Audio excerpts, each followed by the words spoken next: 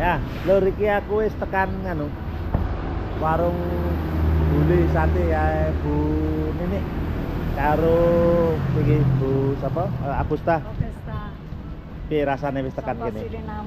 Rasane penak ya, Pak. Seneng ya? Kayak aku Wis lega manggon to? kene wis suwi. Iya, wis rasane kaya wis manggon. Iya. Ayo mlebu nang jero. Iki arep mampir mangan sik engko cerita-cerita terus hari.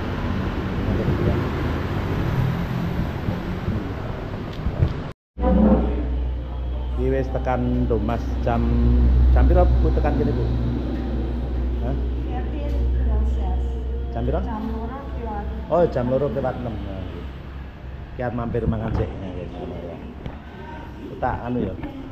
Kiat mangan apa? Sate. Ya, Sate klathak. Klathak. Oke ya. Neng kene ora ana sate klathak, sosok neng Jogja. Ya sate Biasa, kambing. sate kambing. Ya. Ya. Ya sate biasa kabeh wae lho. Iya. Niki wong Suriname to. Oh, biasa mboten mak sing garam mboten. Nggih. Mboten biasa men loro nggih. Niki mbiyen bae omahe Riki. Dadi dhek goleki pengen ketemu weruh desane ngeten lho. Oh, nggih. Simbah-simbahe teh. Nemu ceritane cocok menawa. Iya, nggih sate ya.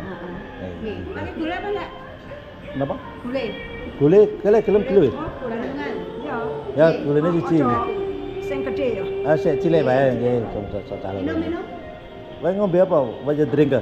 Nano sing apa jenenge? Teh panas? Iya, teh panas. Teh panas kalih nggih. Iya, nggih. Ning kene ning teng mriki ngarani sate napa, Bu? Trengseng. Bakar ngoten mawon. Bener, wong jeneng ngomong trengseng. Trengsengan itu napa? Oh. Oh, mboten nggih. Nggih, mboten nggih. Gulene mawon. Gule mawon. Gule mawon nggih. Ya, suwe ya. Nggih, suwe nggih. Ya. Oke, Lur. Iki aku karo Bu Agusta wis tekan ning daerah anu Domas Gresik.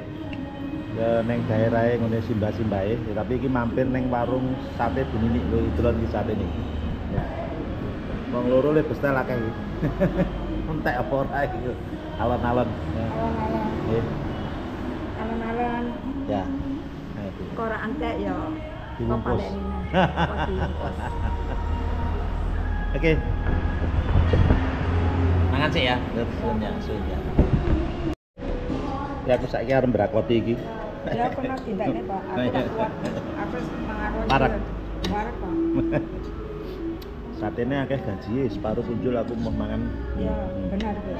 Ora tak pangan. Ya sun ya. Halo.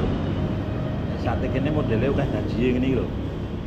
Bisa sunduk iki ana daginge sosok telu kok gaji siji gede banget iki. Ya. Gaji tak dheweke ora tak pangan. Tak lemu mangan gaji terus. Kolesterol. Kolesterol jare kayak gitu. Ya.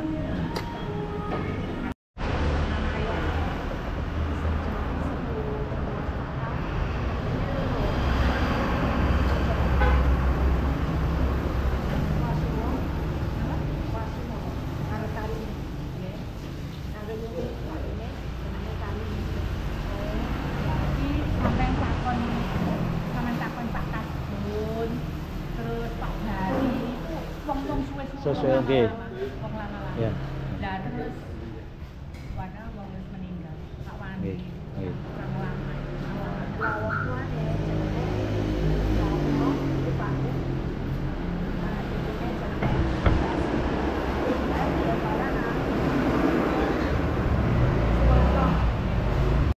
Ya, enak Mas. Aku neng desa Domas iki arep takon karo sesepuh kene imu Pak Kasbun jenenge. Karo Bu anu menawa ngerti ya. Nggih. Kula nuwun Pak, nggih. Nuwun Pak. Terus sagete ngoko. Ora dipelajari oke. Ngomong ngoko mboten napa nggih Pak? Mboten napa-napa, bahasa Indonesia mboten napa-napa. Mboten iso bahasa Indonesia Pak. Nggih. Sosok isane ngoko nek wong Suriname niki. Tak kei critane ngene ya. Pak. Mbakku sing saka Domas iku jenenge Semu. Sinten? Semu. Semu. Nggih. Nggih. Lah bapakne dhewekne jenenge Darno. Darno. Make jenenge Dase. Bae lanang jenenge Suwarno. Pun ndukur-ndukure nggih. Nggih niku ndundure nggih. Ndukure. Nggih. Lah duwe kakang loro, sitok jenenge Warsimo, sitoke jenenge Tarimin. Duwe Mbak Yu jenenge Tarini. Dhewekne sing ragil semu. Semu niku nggih. Nggih. Nggih. Nate mireng Pak asma semu. Nai semu niku wonten rumiyin. Oh. Teng mriki sebelah iki. Oh, nggih. Mbok semu niku. Nggih. Ijek nom-nomane, Pak. Pak. Pun niku pun sepuh, Nggih. Oh, semu kene pun sepuh. pun sepuh. Kula nggih Oh. nggih sepuh niku kali kula. Nggih. Oh. Dadi critane ngeten Pak, sik jenenge Mbok Semu niku dibeto Welandi teng Suriname nalika tasih umur pira, Bu? Di Karang ing jaman Lot. dulu ijek Iya. Belanda nyekel Indonesia. Karo nyekel teng mriko. Nggih sik. Suriname. Nggih. Terus dibeto Nggih. jaman dulu Nggih. ing taun Rolas. 19 Nggih. teko ning Suriname. Umur pira? Umure di Karang kok londo ngarang 28. Nggih, 28 taun. Nanging ora Teng semu anu teng Suriname punan. Nggih, umur 28 niku dibeto teng Suriname saking mriki, Pak. Namine Semu ngoten nggih. Nek mriki pun sepuh niku. Nggih, tur lahir teng mriki nganu napa le sedo teng mriki to, Pak? Nggih. Nggih, berarti sanes niku Wonten nggih. semu tapi pun sepuh Nggih. tilar dunya teng mriki. Iya. Tahun-tahun samonten niku kula dereng. Nggih, dereng iki dereng ngertos nggih. Oh, mboten. Nggih. Sekantiang sepuh-sepuh niku pun mboten wonten sedaya. Lah nggih pun mboten sedanten niku. Teng mriki cuma kula niki paling sepuh teng mriki. Teng mriki. Nggih niki mung Ya ning Suriname kuwi sing wong saka Jawa ditekane Suriname di kontrak, Mbak. 5 tahun ngono kon kerja ning Penangsi. Ning kebon kopi, kebon kao, apa tebu. kebon tebu. Lah Simbah Semu iku dikongkon kerja ning kebon kopi. Aku lahire ya nang kebon kopi.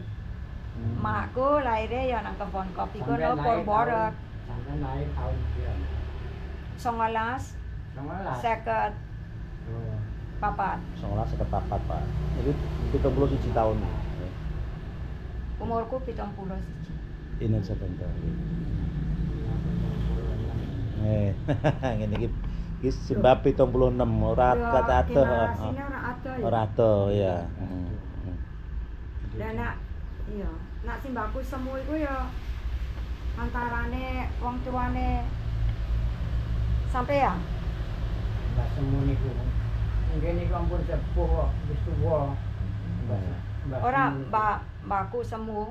Iki sak mbae iki ya Ya, sak sak mbae Pak. mbaemu. Mbak Kasbun nggih. Iya, sak mbahmu. Nggih. Nggih. Nyun sewu Bu, nggih ngrepoti menika nggih. Selamat Ibu. Nggih. Nggih. Kula jenenge Augusta, saka Mbak Semu. Suriname. Niki Suriname. Mbah Semu niku pun teng mriko pejahi. Ah, nggih, berarti senes niku nggih. Oh, sanes Mbah Semu niki. Nggih, senes Mbah Semu mriki nggih. Mung namine sami. Namine sami. Nggih. Punan. Nggih. Cara tiyang informasi niku Pun kelangan enggok gitu. kehilangan jejak. Nggih. Menawi mengke teng kelurahan tes wonten arsis-arsis sik riyen menawi nggih benjang kula tak tulan teng kelurahan.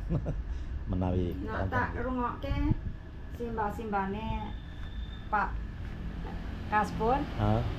iku koyoke ya simbahku iki sing Saumuran maksudnya, Saumuran. saumuran. sak kakange Simbah jenengan nggih. Iya. Nggih. Pun cerdas dulu. Lah sak nggih. kakange dhewekne loro kuwi karo Yune. Heeh. Nyun sewu Bu, niki sedherek saking Suriname. Riyen simbah-simbah saking mriki pengen madosi keranda-keranda mbok menawi nek kepanggih. Lho Mas ngoten nggih. Lho Mas nggih. Itu Mas Nggih. ning arsip Nggih. nek ceritane mbakku Semu iku ngene. Nak tak tekoki kowe ning Jawa manggonan ndi, Mbak? Aku manggone ning Surabaya, distrik Nganti, Menganti, Menganti, Heeh. mau dicendokke wae karo mbakku to Nganti, ngomong Nganti. Terus desane iku ora diceluk nang arkiv iku ketemu desane Domas. Mas. Nggih. Yang arkiv ketok. Leres ini Dona. Nggih to, manganti nggih leres to, Pak? Nggih. Nganti kecamatan. Nggih, cuma kecamatan. Nggih niki nek cara kula nggih galak gadung mbok menawa kepanggih. Kok niki saking pengin ketemune ado-ado nggih. Lah panjenengan Pak nuwun sewu. Nggih, kula saking Yogya, Bu. Kula niku dilale kagungan bisnis wonten Londo kali teng Suriname saben taun kula mriko. Lah terus kula kali damel YouTube. Niki wiruh kula teng YouTube terus njaluk tulung kula kan ngeterke mriki madosi ngoten lho. Nggih kula dodolan batik, dodolan furniture, dodolan kerajinan ngoten. Nggih, manggon kula teng Kota Gedhe. Teng Kota Gedhe Jogja. Iki wau njujuk pundi kok. Lah kula wau jajan teng Sate Bu Nini. Nek kepanggih piantun guru sanjange pun kalih dosa taun mulang teng mriki pun pensiun. Bunini warunge niku. Mboten nganu kepanggih tiyang. Ah terus cerita-cerita, oh jenengan nek takon kudune karo sik sepuh-sepuh ning kono ana namine Pak Kasbun kuwi tanglet rika menawa nek sepuh saged ngetos sithik-sithik ngoten. Wis kula padosi mriki. Niki aku ndek potretnya sangka arkiv. Eh, Wong Jawa-Jawa Nggih, di nggih, kontrak nggih. ngene iki di Monggo. Ya. Niki putrake Mbah Semu. Ibu sampean. Simbah. sisi bae sing Simbah. omahe Domas. Simbae. Nggih, sik teng anu, sik teng Suriname. Nggih. Saya denger. Oh, tasih anu. Nggih. Niku pun Pesti sedo. lah, Pak. Pun sedo. Pila Nggih. bae kuwi. Niku Bae. bae. Iki mbae. Pernah mbakmu. Kan sapantaran terus Simbae. Karo Nggih. mbakmu. Suriname nggih. Padha mbahku. Iya. Nah, nggih. Nggih. Ning saya nggih Bu ngrepoti nggih Bu. Wis tuwane, iki aku ijek setahun. Iki makku, iki bapakku, lah iki Mbah Semu. Iki yuku. Iki yune makku, anake Mbah Semu sing itu enek lanange telu. Iya. Iki anake siwaku, yune makku. Kena didelok. Nang kene iki simbahku wis swidak punjul. Bojone jenenge Kamit sangka Kediri. Dikontrak barang. Ah iku teko rada keri. Ya, eling ya, nek gak salah si almarhum Pak Kabul nggih. Lah ana jare teko Suriname dulure Pak Sarko. Pak Mbok Jenjem, eling gak? Teko rene goleki dulure. Oh nggih, pun nate nggih. Nate ompi. Oh. Nggih. Ning kono Mbah Semu wis rondo, Pak. Ireng iki. Ya sing gak nggo ira, sing jagong. Nggih Sing sik ireng. jagonge nggo klambi ireng. Nggih niku ireng niku nggih. Iki Wis tuwa. Nggih. Ala Belanda. Iya. Zaman dulu ngono ta. Pak, sistemnya Jawa. Dulu Belanda nyekel Indonesia, karo nyekel Suriname di kolonial ta, Pak. Wong Jawa akeh sing dadi pejabat Suriname. Nggih, Pak, nggih. Nggih. Ning kono kapal-kapal gede mbeke Londo. Terus karo wong oke sing didadekno depo iku tumpake kapal menyang Suriname, Pak. Lah iku Mbah Semu iku ora karepe dhewe. Lah terus susah sedih nang kapal ninggal bobo biu karo bapak karo mak ning kene karo kakang loro kuwi karo yu siji dhewekne sing ragil. Hah? Bae lanang iki urip ngerti nak jenenge Suwarno. Lah iki sing sampean termasuk anake Putu. Aku pernah putu. Putune Mbah Semu. Nggih, putune Mbah Semu. Kula putune Mbah Semu. Anake Mbah Semune, ibu sampean. Iku ibune kula sing iki ibuku. Sing ngadeg. Niki aku dibopongi sik bayi. Wis urip. Wis tilar. Wis dia. Bapake kula tilar. Iki yune makku iki tilar uga. Nggih. Wis ra ono ya. Iki Mbak Yuko, iki ponakanku, anake siwaku wedok iki. Iya. Iki ijek eneng. Yuko ya ijek eneng. Ya aku Motor. enak cerita sedikit. Ya. Ya iki. Terus Mbak Yul ngerti Juli. cerita. Nggih, nggih. Iki Lan Mbak Yul. Waalaikumsalam. Nggih. Dipakai aja sandalnya Nggih. kotor sudah, enggak kotor kabeh. Juli. Jauh-jauh dari Mana sana. Ketemu kancane lu. Tekan rumah saiki. Iya. Sehat, Mas. Ini juga. Nggih. Nggih. Monggo. Oh, Budi. Nggih, nggih. Iya. Nggih. Tak tahu sampai sini. Ah, nggih, gampang. Jakarta.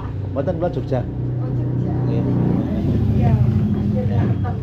Ketemu ya, jadi bukan aku mungkin ya. Dari rumah ya. Biasaku wong iya, aku ngliwati omahmu itu. Di Jokono, wis mangan. Oh iya. Ya apa namanya Mbak Nini mau? Iya. Lampane ini adelokke warunge rame ra to. Lah kan aja omong. Takon-takon nggih mboten sekeca to nek rame to gitu. Nggih. Lah kok nyetos kakak semua terus pun juga kakak. Mau Nggo warung jarine. lewat teng warung kepanggih tiyang piyambake sadange guru teng riki. Pun ngaos teng riki kira-kira pun kali doso tahun langkung terus kula takon-takon terus wah jenengan perlu takon ngene Pak Kasbun daleme riki niki lho nah terus kula sowan mriki nggih. Jadi mbok semua dia tak boleh nggih bekas pun nggih. Nggih. Tapi namanya itu kebetulan sama, tapi bukan itu. Oh, bukan itu. Aneh. Betul. Oh, Mbak Semur itu mati nih, Suriname. Nggih, ninggale nang Suriname. Oh. Bakulana ya kabeh ninggale nang Suriname. Terus ngene lho Mbak Yul. Nah itu hitung iku. Nggih ya. Dhisik iku ana wong sik durung almarhum Mas iki Pak Kabul. Gawe wong iku jenenge sapa enggak ngerti iku dibake dulure Pak Sarko, Pak Sarko, dulure Mbah Jenjem. Iku golek iku jare waktu musik waktu remaja mau kecil ngono dibawa Belanda ke Suriname. Oke, Biyen sing iku ana cerita ngono. Oke, sing enak cerita kuwi. Cerita ngono lho Mbak Yul. Dadine wis ketemu karo Mbak Sarko, Mbak Jentim. Oh, wis ketemu. Malahan balik digawani opo lho, bisa apike iki. Kemungkinan ono hubungan iku apa ora. Nah, Thomas iki oke. Pakai dalane. Oh, kalau jembar maksudnya. Jembar, Ah, jembar. itu jembar. Tapi ninggal omong asalin desa Roma. Tapi Ning dia arti, dulu ning arti ketulis to. Nggih. Oh, Nek aku golek ning arti. Nggih. Mungkin saudara kandungnya Itu siapa? lek sik kecil ya. Iki ning arti ketulis. Niku arsip saking Londo, Pak. Iya. Nggih. Iki cara Londo. Kok tak Nggih. goleki bukune lawas saka kono sing jiko nganu informasi kuwi guys. Pemilihan wis. Nggih. Niku basa Londo niku nggih. Basa Londo. zaman iso ngomong Londo ya. Pinter niku wong Pinter, ya. niku wong lair Iki- teng Suriname. Jenenge mbok semu kabeh celuk ijek nom-nom to dadi pamudi-pamuda sing di oke-oke sing gawa kontrak ning Suriname. Iya. Lah dhewekne wis iki. Dikarang karo Londo umure 22. Sakjane ora umure sakono. Ditambahi, oke-oke Belanda nambahi awet nak lair ing jaman kuwi ora ditulis. Ora ditulis tanggale, taune ora enek. Ing jaman kuwi ora. Engko nak tepake kapal ning iku delok dikarang. Sing nom ditambahi. Dadine kerja ning kebon penangsi itu babu kerja kopi, numpak kopi. Gendong sak warung karung karo kopi. Mas Aja. Sing pakai kapal Mas Aja. cilik, perahu cilik ke wana pabrike. Tambah bulanan ya sing gawane itu karung-karung. Karo liya-liyane kontrak Sampai waktu Mbak Semur mati umur 16 tahun. 16. Aku isih nang sekolah ning SMP. Nggih. Mboten napa-napa Ini. Oh, kok kemili. Ya. Kemili iki dikasih Lali bahasa Indonesia ya. Yo, mulai in 2 3. Yo. Iya. Goedenavond. Ja, goedenavond. Pak Kasbon. Ik bedank u heel hartelijk dat u mij ontvangen wil. En ibunya, jenenge Suparni. Suparni. Ik bedank u ook dat u mij wil ontvangen. Om te praten over het een en ander. Over mijn oma, Samu. Samu, die woonde hier in Domas, Gresik. Dan dan new je vertalen. Vertalen. Ya, vertalen. Ya. Aku matur nuwun Pak Kasbon dan Ibu Suparni. Ke dalam nampa aku bisa aku ngkei ceritane Mas Semu. Simbaku iku omahe ning Domas, ijek manggon ning jaman iku. Jaman biyen. Aku iso ndawake ya malih Jawa. Dongeng kena apa kok Mbak Semu ning Suriname. Ya jaman Belanda iku nyakal negara Indonesia karena negara Suriname dikolonial. Nah, dijajah. Iya, terus mergane Mbak Semu terus duwe anak ning kono, duwe bojo, duwe anak, duwe putu, lah aku putune. Putu. Ya Putu kan ya. ya putu aku Pak putu. Ya umurku 70, arepe 71. Iki sasi November iki tanggal 7. Nah, aku ndikiki nak ngomong aku 71. Cedhak kampake. Jenengku Agusta Legian Kasiman. Ya, jenengku aku dikeki jeneng londo Augusta. Makku ngekeki aku jeneng Jawa Legia. Karo enek jeneng Family nam. iku family nam. Jeneng keluarga. Family nam. Ya, iku Kasiman. Kasiman iku jenenge bapakku. Simba Ya, Balanan. Balana. Ya sangka kene, nanging sangka archif aku nak ngerti apa jenenge laporane dekne ceritane dekne. Aku tau karo Mbak Kulana. Ijek yes, nak orang di bojo iku nak wong lanang Dudo.